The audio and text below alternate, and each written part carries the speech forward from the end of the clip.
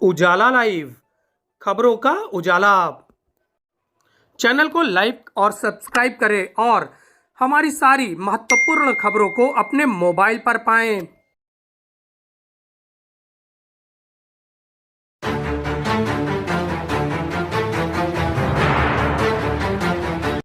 आज की असीम कृपा और मां गंगा की कृपा भूमि का क्षेत्र है। हम सब के लिए, हर सनातन धर्मावलंबी के लिए एक पावन तीर्थ के रूप में पूज्य क्षेत्र है। हर व्यक्ति की आस्था जुड़ी रहती है और यह वर्ष तो विशेष है क्योंकि 12 वर्ष में आने वाला महाकुंभ का आयोजन जनवरी 2025 में फिर से प्रयागराज में होने जा रहा है। जैसे प्रधानमंत्री मोदी जी ने यूनेस्को की सूची में लेकर के मानवता की अमूर्त सांस्कृतिक धरोहर के रूप में उसे मान्यता दिलाई है, ऐसी पावन धरा पर प्रयागराज महाकुंभ 2025 के ठीक पहले फूलपुर विधानसभा क्षेत्र का ये उपचुनाव आप सबसे अपील करने के लिए आज मुझे यहां लेकर के आई है। बहनों और भाइयों, आपने देखा होगा 10 वर्ष में भारत की तस्वीर और तकदीर बदली है। 7.5 वर्ष में उत्तर प्रदेश की तस्वीर और तकदीर बदलने के लिए बिना रुके, बिना झुके, बिना टिके, बिना हटे ये डबल इंजन की सरकार कार्य की है। और अगर उत्तर प्रदेश का कायाकल्प हुआ है तो प्रयागराज भी उससे अछूता नहीं रहा। प्रयागराज में भी परिवर्तन देखने को मिला है।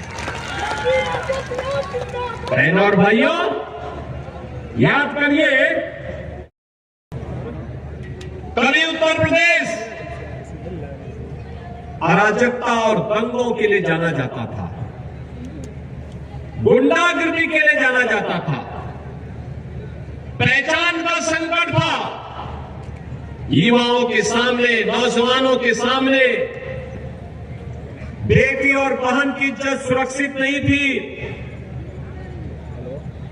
किसान आत्महत्या करने के लिए मजबूर होता था,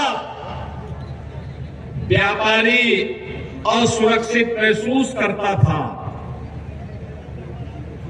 नौजवानों को नौकरी नहीं मिलती थी, नौकरी पहले ही नीलाम हो जाती थी। किसान शासन की किसी सुविधा का लाभ नहीं प्राप्त करता था,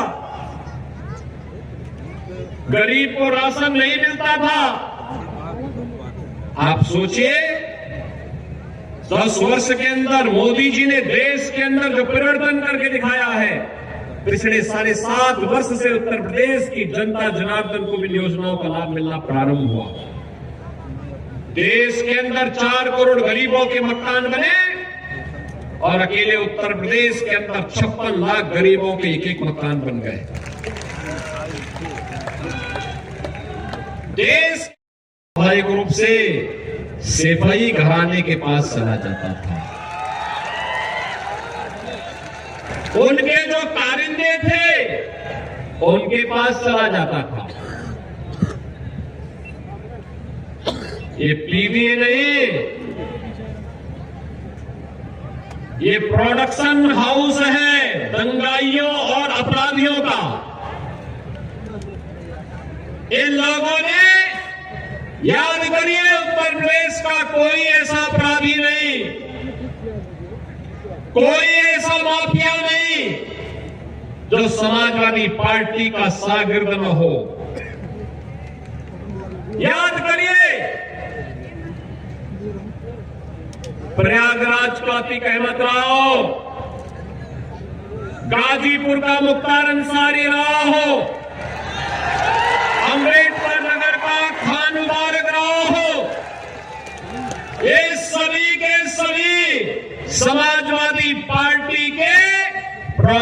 हाउस की ही उपज थी। बिजनेस पार्टनर थे लोग, एक साथ अपराध के लिए बिजनेस करते थे। ये समाजवादी पार्टी और समाजवादी पार्टी नहीं जिसके नाम पे भ्रम में डालते हैं। बहन और भैया, समाजवादी आंदोलन देश की आजादी के बाद देश के अंदर प्रारंभ हुआ था मूल्यों के लिए, आदर्शों के लिए। जयप्रकाश नारायण, डॉक्टर राम मनोहर लोहिया, आचार्य नरेंद्र देव, चंद्रशेखर जी, जनेश्वर मिश्रा जी, मोहन सिंह जी जैसे स्वनाम धन्य सोशलिस्ट और समाजवादी इस आंदोलन के साथ जुड़े थे, जिन्होंने लोकतंत्र के लिए काम किया, राजनीति की शुचिता के लिए आजीवन लड़ते रहे। ये आज की समाजवादी पार्टी तो माफिया और अपराधियों का जमावड़ा भर रह गया है, और इसीलिए तो प्रदेश के अंदर एक नारा निकल पड़ा है, देख सफाई बिटिया घबराई। देख सफाई बिटिया घबराई। यही तो अयोध्या में हुआ, यही कन्नौज में हुआ, यही लखनऊ में हुआ, यही हरदोई में इन लोगों ने किया। अब आप बताओ, आप मुझे बताओ, इनको बुरा लगता है, कहते हैं साहब कार्रवाई क्यों कर दी? हमने कभी इन अपराधियों को और इन माफियाओं के खिलाफ कार्रवाई नहीं करेंगे तो क्या करेंगे? बहन और भाइयों, ये वही माफिया और अपराधी हैं जो एक और 2006 में 2 विधायकों की निर्मम हत्या हुई थी। याद करिए, गाजीपुर में श्री कृष्णानंद राय की हत्या हुई थी। कृष्णानंद राय के साथ 7 लोग मारे गए थे, और में एक रमेश पटेल भी थे, एक रमेश यादव भी थे।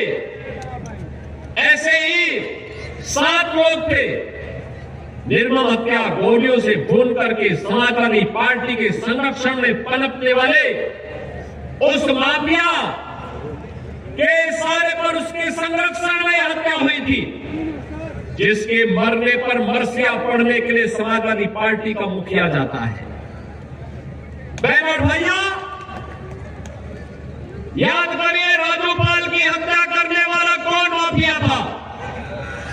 राजूपाल की हत्या करने वाला व्यक्ति किसी समाजवादी पार्टी के शागिर्द बनकर के प्रयागराज को बदनाम करता था।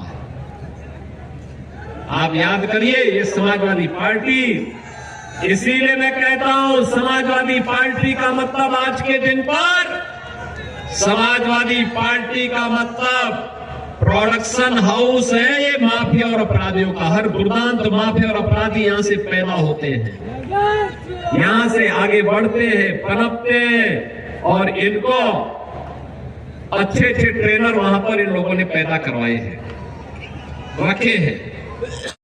के लिए आया हूं बहनों और भाइयों, ये चुनाव केवल आज का चुनाव नहीं है, ये वर्तमान को तो संवारने का चुनाव है, लेकिन भविष्य बनाने का चुनाव भी है, भविष्य बनाने का चुनाव भी है।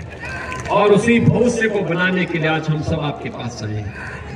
मैं उसी भविष्य को बनाने की अपील करने के लिए आज आपके पास आया हूं। अभी मुझे यहां पर बताया गया, कछार क्षेत्र में हर वर्ष बरसात के दिनों में यहाँ पे हजारों बीघा लैंड जलमग्न होती है। अभी राकेश सचान जी मुझे बता रहे थे। बहन और भाइयों, राकेश सचान जी ने बता दी है, तो मान के चलिए आपकी समस्या का समाधान हो गया।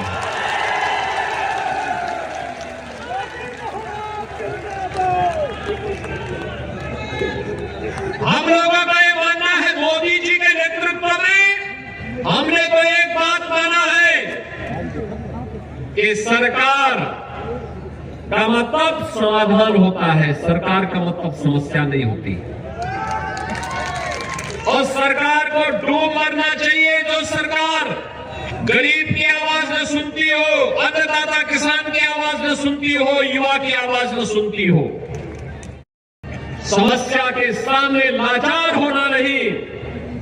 सरकार का मतलब होता है समस्या को चुनौती के रूप में स्वीकार करके उसको हमेशा की उखाड़ फेंको, समाधान का रास्ता निकालो। और उसी समाधान के लिए डबल इंजन की सरकार आपकी सेवा के लिए समर्पित भाव के साथ कार्य कर रही है। कुंभ 2019 कैसे हुआ था? 13 और 7 में भी कुंभ हुए थे। तब की दुर्व्यवस्था, तब की अराजकता किसी से छुपी हुई नहीं थी। और 2019 में प्रयागराज कुंभ क्या भव्य था, क्या दिव्य था। भव्यता, दिव्यता, सुरक्षा, सुव्यवस्था और स्वच्छता का जो मानक गढ़ा था प्रयागराज कुंभ, ये डबल इंजन सरकार की सोच है। प्रयागराज वैश्विक मंच पर छा गया था। उस समय मेरी टीम के हिस्से थे आज भी deputy CM Shrimati Rita Bahuguna Joshi ji, professor Rita Bahuguna Joshi ji, सांसद के रूप में श्रीमती केसरी देवी पटेल जी, ये सभी लोग हमारे विधायक गणों में हर्षवर्धन वाजपेयी, और ये सभी लोग उस अभियान के साथ जुड़ करके इन्होंने प्रयागराज कुंभ को सफल बनाने के लिए अपनी पूरी ताकत लगाई थी। और प्रयागराज कुंभ एक नया मानक गढ़ा था। और बहनों और भाइयों, आज आप सबका मैं आह्वान करने के लिए यही आया हूं। प्रयागराज जब नई पहचान के साथ वैश्विक मंच पर लहराता हुआ दिखाई दे रहा है।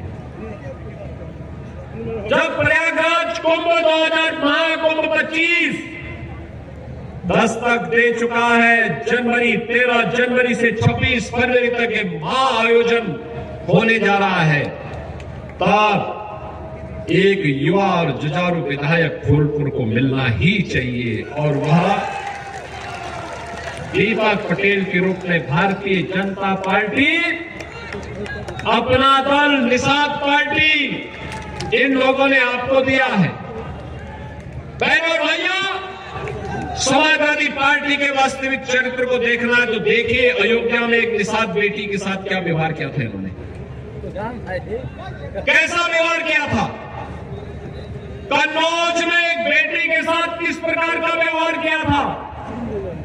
लखनऊ में एक बेटी के साथ जब भारी बरसात के कारण पूरी सड़कें जलमग्न हो गई थी, उस समय वह अपने परिवार के सदस्य के साथ बाइक से जा रही थी। इन सफाई गुंडों ने गिरा करके दुर्व्यवहार करने का प्रयास किया, और जब हमने कार्रवाई की तो ये सभी सफाई लाल पीले हो रहे थे। मैंने उनको तब कहा था, मैंने कहा लाल पीले मत होइए, याद रखना बेटी और बहन की इज्जत के साथ खिलवाड़ करोगे तो जन्नत में तो जगह नहीं मिलेगी, लेकिन जहन्नुम जरूर पहुंचाने का काम कर देंगे। बहनों और भाइयों, मैं इसीलिए आपसे कहने के लिए आज आया हूं, विकास और विरासत की गारंटी भाजपा दे रही है,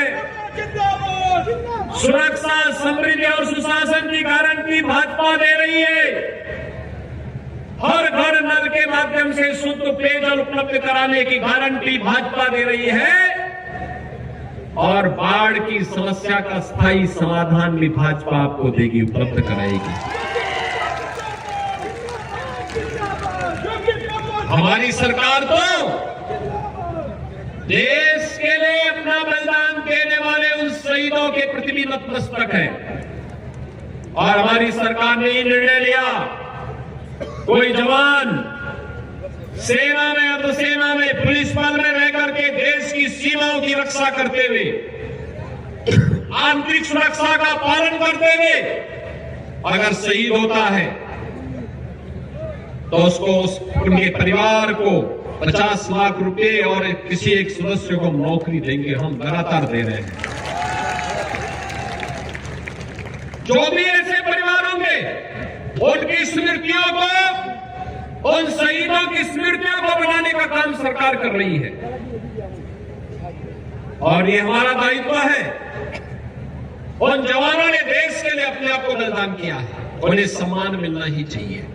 और उसी के लिए आज मैं आपसे कहने के लिए आया हूं, ये केवल हमारे जनप्रतिनिधियों को, हमारे सांसद जी को, हमारे विधायक जी को, इन लोगों को आप अपना प्रस्ताव दीजिए, समाधान का रास्ता वे निकाल लेंगे। समस्या भाजपा के रहने पर समस्या नहीं रहती है और समाधान के निष्कर्ष पर पहुंचेगी।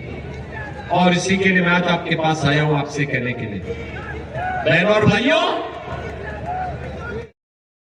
और 20 नवंबर के इस चुनाव के लिए आप याद करिए, अभी 12 नवंबर को देवोत्थान एकादशी है और 15 नवंबर को कार्तिक पूर्णिमा का स्नान है, गंगा स्नान। भारी संख्या में मां गंगा के आंचल में जाकर के श्रद्धालु स्नान करते हैं। 13 नवंबर को चुनाव, जब 20 नवंबर को भारत निर्वाचन आयोग ने किया तो समाजवादी पार्टी इसका ही विरोध की, यानी ये राम मंदिर का भी विरोध करते हैं, ये गंगा स्नान का भी विरोध करते हैं, ये हिंदू अस्मिता के साथ खिलवाड़ करते हैं। बेटी और बहन की इज्जत का इन्हें कोई मतलब नहीं। नौजवानों के भविष्य के साथ ये लोग खिलवाड़ करने वाले लोग हैं। आज हम सरकारी नौकरी नौजवान को दे रहे हैं। आज उत्तर प्रदेश में सुरक्षा का बेहतरीन वातावरण बनने के कारण उत्तर प्रदेश के अंदर निवेश आ रहा है। नौजवान को अपने गांव, अपने जनपद में ही नौकरी भी प्राप्त हो रही है। तो समाजवादी पार्टी को अच्छा नहीं लग रहा है। बहनों और भाइयों, सपा हो या बसपा, कांग्रेस हो या फिर इनका इंडी गठबंधन, ये सब एक ही थैले के चट्टे बट्टे हैं। याद रखना, ये लोग राष्ट्रीय अस्मिता के साथ खिलवाड़ करने वाले लोग हैं। ये लोग राष्ट्रीय अस्मिता के साथ खिलवाड़ करने वाले लोग हैं। ये कांग्रेस और समाजवादी पार्टी ने तो बाबा साहब भीमराव अम्बेडकर का भी अपमान किया था। याद करिए, इन लोगों ने लोह पुरुष सरदार वल्लभ भाई पटेल का भी सम्मान नहीं किया। ये लोग देश के अंदर आतंकवाद भड़काने का काम कर रहे हैं। अभी हाल ही में आपने देखा होगा, जम्मू कश्मीर विधानसभा ने एक प्रस्ताव पारित किया है, कश्मीर में धारा 370 फिर से बहाल करने का। बहनों और भाइयों, कश्मीर में धारा 370 का मतलब आतंकवाद की वापसी। भारत, नया भारत, मोदी जी के नेतृत्व में इसको कतई स्वीकार करने को तैयार नहीं है। और हमने तय कर लिया है, भारतीय जनता पार्टी ने तय कर लिया है कि धारा 370 एक बार दफन की जा चुकी है, अब दोबारा भारत के अंदर, कश्मीर के अंदर उसको लागू नहीं होने देंगे। पूछना चाहता हूं कि आखिर कश्मीर में धारा 370 लाना ये कांग्रेस की कौन सी मजबूरी है? ये जानते हुए भी कि आतंकवाद की जड़ है, तब भी ये लोग फैलाने का प्रयास कर रहे। तो बहनों और भाइयों, इनके मंसूबे अच्छे नहीं। इससे पहले ये सफल हो, इन्हें बेनकाब किए जाने की आवश्यकता है। और इसीलिए आज आपके बीच हम लोग आए हैं कि बहनों और भाइयों, ये जो चुनाव है, ये चुनाव विकास और विरासत के लिए, सुरक्षा, समृद्धि और सुशासन के लिए,